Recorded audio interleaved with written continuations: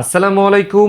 আপনারা দেখছেন ইবিএন host channel, আর আমি আছি বরাবরের মতোই সজয় গুপ্ত, ইবিএন হোস্ট টেকনিক্যাল রাইটার ও ডকুমেন্টারি টিম থেকে। আজকের ভিডিও হচ্ছে ম্যানেজ ডোমিন প্যানেল। আসলে ইবিএন হোস্টের অনেক কাস্টমারের কোয়েরি থাকে যে আপনারা কি আলাদা করে ডোমিন প্যানেল দেন কিনা, বা ডোমিনকে আমি আলাদা করে ম্যানেজ করতে পারবো কিনা। এর একটা কথাই আমরা উত্তর দিয়ে থাকি, জি হ্যাঁ, আমরা আলাদা ডোমিন প্যানেল দিয়ে থাকি, আপনি আলাদাভাবে ডোমিন প্যানেল বা ডোমিন ম্যানেজ করতে পারবেন। তো সেটার জন্য আপনার যে অ্যাকাউন্টটা থাকে সেটাই আপনার ডোমিন প্যানেল। আমি চলে যাচ্ছি, আমি অলরেডি একটা অ্যাকাউন্ট লগ ইন করে রেখেছি। আমি দেখতে পাচ্ছি গতদিন আমরা আলোচনা করেছিলাম এই সার্ভিস নিয়ে, আজকে কথা বলবো এই ডোমিন অপশনটা নিয়ে। তো কথা না বাড়িয়ে আমি চলে যাচ্ছি ভিডিওতে। এখানে দেখতে পাচ্ছি ডোমিন অপশনে যদি আমি ক্লিক করি তাহলে একটা দুইটা তিনটা চারটা পাঁচটা অপশন আছে। My domain, renew domain, register a new domain, transfer to us এবং ডোমিন সার্চ। এই অপশনগুলোর এক একটার কাজ এক এক রকম।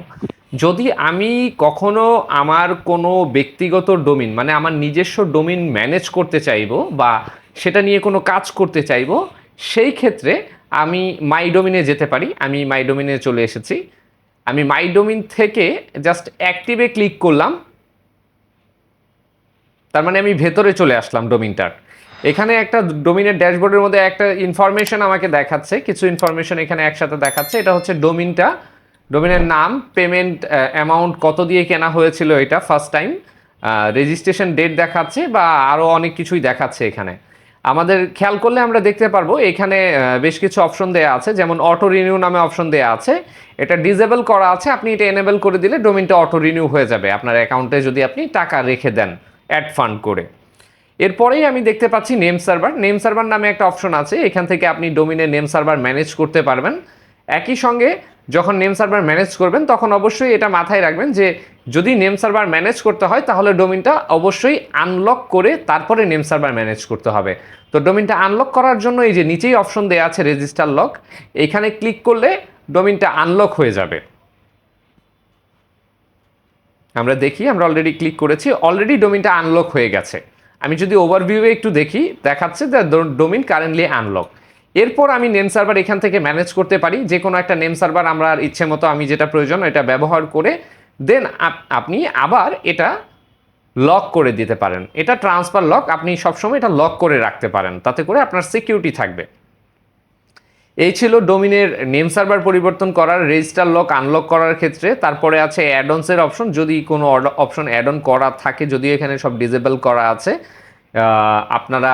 এরপরে আরেকটা অপশন আছে, সেটা হচ্ছে কন্ট্যাক্ট ইনফরমেশন। ডোমিনের যদি আলাদা করে কোনো কন্ট্যাক্ট আপনি ইনফরমেশন দিতে চান সেই ক্ষেত্রে এখানে আপডেট করতে পারেন ডোমিনের কন্ট্যাক্ট ইনফরমেশন। একই সাথে প্রাইভেট নেম সার্ভার, এটা অনেকের কাজে লেগে থাকে। এটা একটা প্রাইভেট নেম সার্ভার অপশন, যদি কেউ প্রাইভেট নেম সার্ভার বা চাইল্ড নেম সার্ভার ক্রিয়েট করে তাহলে অনেক সময় এখানে কাজে লেগে থাকে। ডিএনএস ম্যানেজমেন্টও এটা অনেকের কাজে লেগে থাকে, বিভিন্ন রকম রেকর্ড অ্যাড করার জন্য অনেক সময় বলেন এখানে ডিএনএস ম্যানেজমেন্ট আমাদের নেই, না থাকলে আমাদের জানাবেন, আমরা ব্যাকএন্ড থেকে এটা এনেবল করে দেবো আপনাকে। ঠিক আছে, এখানে ডিএনএস ম্যানেজমেন্টে আপনি যদি কোনো কাজ করতে হয়, বিভিন্ন রকম রেকর্ড দিতে হয়, তাহলে আপনি এখান থেকে দিতে পারেন। তো আমরা এই যে ডোমিনের ম্যানেজ করার যা যা অপশন আছে তার সবটুকুই মোটামুটি দেখলাম। এছাড়া এই অপশনে আরও কিছু অপশন দেওয়া আছে, যেমন মাই ডোমিন আমরা দেখেছি, রিনিউ ডোমিন মানে আমার কাছে যেহেতু একটা ডোমিনই আছে, আমি যদি এটা রিনিউ করতে চাই কাস্টমার সার্ভিসের হেল্প ছাড়া বা কোনো ইনভয়েস ক্রিয়েট করা ছাড়া, আমার কাছে মনে হলো আমি এই ডোমিনটা রিনিউ করে দেব। তো আমি জাস্ট এখান থেকে অপশনে এসে রিনিউ ডোমিনে ক্লিক করব। দেন এইখানে দেখাচ্ছে এক্সপায়ারিং আরও 289 দিন আছে। আমি জাস্ট আপনাকে দেখানোর জন্য বলছি। আমি এখান থেকে ডোমিনের দাম দেওয়া আছে, এখানে হয়তো বা একাধিক ডোমিন থাকলে ঠিক সারিবদ্ধভাবে দেখাবে। যেহেতু একটা ডোমিন আছে আমি দেখাচ্ছি জাস্ট। এখানে দাম পড়বে হচ্ছে পার ইয়ারের জন্য রিনিউ চার্জ 1699 টাকা। আমি এখান থেকে অ্যাড টু কার্ট করে দিচ্ছি। অ্যাড টু কার্ট করে দিলে এই অ্যাড টু কার্টের এই ডোমিনটা এই আমার ডান সাইডে যে অর্ডার সামারি আছে এখানে চলে এসেছে। 1 বছরের জন্য রিনিউয়াল ফি 1699 টাকা, DNS management plus ID protection দুইটাই আছে। আমি যদি ভিউ কার্ডে চলে যাই, অ্যাজ ইউজাল ই কমার্সে আপনি যেভাবে ক্রয় করেন ঠিক সেইভাবেই চেক আউট করে দিলে আপনার ডোমিনটা এখান থেকে আপনি রিনিউ করে নিতে পারবেন, বা টাকা পেমেন্ট করে দিলে এটা রিনিউ হয়ে যাবে। তো আমাদের 2 নম্বর অপশনে অলমোস্ট কমপ্লিট। এখন আমরা যাচ্ছি 3 নম্বর অপশনে। এটা হচ্ছে রেজিস্টার এ নিউ ডোমেইন। আপনার কাছে একটা ডোমেইন অলরেডি আছে, কিন্তু আপনি চাচ্ছেন আরও একটা ডোমেইন কেনার জন্য। তাহলে আপনি এই অপশনটায় ক্লিক করতে পারেন, রেজিস্টার এ নিউ ডোমেইন। এই অপশনটায় ক্লিক করলেই আপনি একটা বক্স পাবেন। এই বক্সটা সাধারণত এটা ডোমেইন ফাইন্ডের বক্স, মানে আপনি যে ডোমেইনটা কিনতে চাচ্ছেন সেটা অ্যাভেলেবেল আছে কিনা। আমরা একটা এমনি একটা নাম লিখে জাস্ট এবিসিডি লিখে .com দিলাম, দেখি এটা অ্যাভেলেবেল আছে কিনা। .com লিখে জাস্ট এখানে আমি সার্চে ক্লিক করলাম, হ্যাঁ এটা অ্যাভেলেবেল আছে। ঠিক আছে, আমি চাইলে এখান থেকেও অ্যাড টু কার্ট করে এই ডোমেইনটা কিনতে পারবো। তাই আপনি যদি আপনার ডোমেইন ক্রয় করতে চান, তাহলে আপনার পছন্দ অনুসারে যে ডোমেইনটা কিনতে চান সেটার স্পেলিং এখানে লিখে এক্সটেনশন সাথে যোগ করে সার্চ করে দেখবেন সেটা খালি আছে কিনা। যদি খালি থাকে তাহলে এরকম করে দেখাবে অ্যাভেলেবেল আছে, আর যদি না থাকে, যেমন আমি যদি ebnhost.com এটা সার্চ দিই, তাহলে কি দেখায়, no is not available, ebnhost.com এটা অ্যাভেলেবেল নেই, তার মানে এটা অলরেডি কেনা আছে। যদি কোনো ডোমেইন অ্যাভেলেবেল না থাকে তাহলে এরকম আনঅ্যাভেলেবেল দেখাবে, আর যদি অ্যাভেলেবেল থাকে তাহলে গ্রিন কালারের লেখায় অ্যাভেলেবেল দেখাবে। আশা করি বিষয়টা আপনারা বুঝতে পেরেছেন। আমি রেজিস্টার ইন নিউ ডোমেইনে গেলাম। এখানে আরেকটা বিষয় দেখানোর আছে, এখানে বেশ কিছু অপশন আছে এখানে অফ করা আছে, যেমন হচ্ছে পপুলার 16টা ডোমেইন দেয়া আছে। আপনি চাইলে সবগুলো ডোমেইন এখান থেকে অ্যাক্টিভ করে নিতে পারেন আগে। এখানে জাস্ট রেডিও বাটনে ক্লিক করে আপনি এগুলো সব এনেবল করে তারপর সার্চ করতে পারেন, তাহলে যে কোনো এক্সটেনশন আপনি সহজেই খুঁজে পাবেন আমাদের। মানে এখানে ক্লিক করলে এক্সটেনশনগুলো সারিবদ্ধভাবে নিচে চলে এসেছে। আমরা চলে যাচ্ছি পরবর্তী অপশনে, সেটা হচ্ছে যে ট্রান্সফার টু আস। অনেকেরই প্রশ্ন থাকে যে আমি আমার একটা ডোমেইন আছে এমক কোম্পানিতে, আমার একটা ডোমেইন আছে আরেক কোম্পানিতে, সেই ডোমেইনটা আমি ইবিএন হোস্টে নিয়ে আসতে চাচ্ছি, তো কিভাবে নিয়ে আসব। তো সেই ব্যাপারটা কনফার্ম করার জন্য আপনি আপনার একটা অ্যাকাউন্ট থেকে, এটা খুবই সিম্পল একটা বিষয়, আপনি অ্যাকাউন্টে যাবেন, যাওয়ার পরে এই যে ডোমেইন অপশনে ক্লিক করবেন, এখানে অপশন দেওয়া আছে ট্রান্সফার ডোমেইন টু আস, মানে ট্রান্সফার ডোমেইনটা আমাদের এখান থেকে, মানে আমাদের এখানে নিয়ে আসতে চাচ্ছেন। আমি এখানে ক্লিক করলাম, আমাকে এখানে দেখাচ্ছে যে transfer your domain to us, transfer now, extend your domain by 1 year. মানে এটা ট্রান্সফারও হবে এবং 1 বছরের জন্য রিনিউও হয়ে যাবে। তো আমি ট্রান্সফার করার জন্য আমার যে এক্সিস্টিং ডোমেইনটা আছে সেটা এখানে দিতে পারি। ঠিক আছে, ধরেন আমার একটা ডোমেইন আছে ebnhost.com।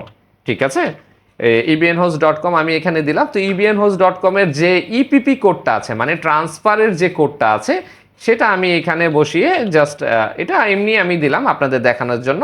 অ্যাড টু কার্ট করে পরবর্তী স্টেপে যদি আমি যাই, তাহলে আমি দেখতে পারবো আমাকে কিছু অপশন দিচ্ছে, যেমন এই দুইটা অপশন আমাদের সবসময় ফ্রি থাকে। এবং এইখানে যে নেম সার্ভারের অপশনটা দিয়েছে, এখানে একটু বোঝার আছে, সেটা হচ্ছে যে আপনি যদি চান এই ডোমেইনটা ট্রান্সফার অবস্থায় চালু থাকবে, মানে ট্রান্সফার অবস্থায় ডোমেইনটা বন্ধ হবে না, লাইভই থাকবে, তাহলে এই ডোমেইনটা যে হোস্টিংয়ের সাথে বর্তমানে কানেক্টেড আছে, মানে সেই হোস্টিংয়ের নেম সার্ভারটা এখানে ব্যবহার করবেন। আমি আবারও বলছি, আপনি যদি চান যে ট্রান্সফার পিরিয়ড যে 7 দিন আছে, সেই 7 দিন আপনার ডোমেইনটা চালু থাকবে, বন্ধ হবে না, তাহলে আপনি যে হোস্টিং প্রোভাইডারের নেম সার্ভার ইউজ করেন বা ইউজ করছেন, এক্সিস্টিং, মানে একেবারে এক্সিস্টিং নেম সার্ভারটা এখানে দেবেন, যেটা দিয়ে এখন বর্তমানে ডোমেইনটা রান আছে, তাহলে আর ডোমেইনটা বন্ধ হবে না ট্রান্সফারের এই 7 দিন সময় দিয়ে। কন্টিনিউয়ে ক্লিক করলে ট্রান্সফারের জন্য এটা প্রিপেয়ার হয়ে যাবে।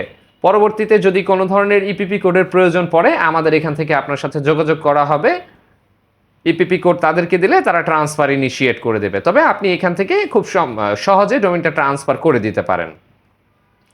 ঠিক আছে, আমি আশা করি আপনারা এই ট্রান্সফার অপশনটাও বুঝেছেন। আমি এখানে বাই ডিফল্ট কিছু নেম সার্ভার ছিল, এগুলো কেটে দিয়েছি। আপনি আপনার পছন্দের নেম সার্ভার, মানে যেটা এসেনশিয়াল, মানে নেম সার্ভার দেওয়ার পরে আবার দেখবেন আগে পিছিয়ে স্পেস আছে কিনা, স্পেস থাকলে সেগুলো কেটে দেবেন। এটা খুব সেন্সিটিভ একটা জিনিস। আপনার ডোমেইনটা কিন্তু আপনি এইখানে নেম সার্ভার সঠিক দিলে সেটা কিন্তু মানে ট্রান্সফার অবস্থায় রানিং থাকবে। ঠিক আছে, আশা করছি আপনারা ডোমেইন ট্রান্সফার বিষয়টা বুঝতে পেরেছেন। যদি আপনারা চান তাহলে আমি শুধু ট্রান্সফারের উপরে একটা ভিডিও বানাবো। আমরা চলে যাচ্ছি পরবর্তী অপশনে। এখানে দেয়া আছে my domain renew domain, register new domain, transfer to us, এই চারটা অপশনই অলমোস্ট কভার করে ফেলেছি আমরা। তো আপনি ডোমিন ম্যানেজ করার জন্য এই অপশনগুলো পেয়ে থাকেন আমাদের ইবিএন হোস্ট থেকে, যার মাধ্যমে আপনি আলাদাভাবে আপনার ডোমিনের কন্ট্রোল প্যানেল বা ডোমিনটা ম্যানেজ করতে পারেন। আশা করি আপনারা বিষয়টা বুঝতে পেরেছেন।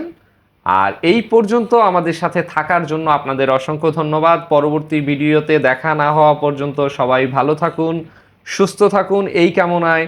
ধন্যবাদ, ভালো থাকুন।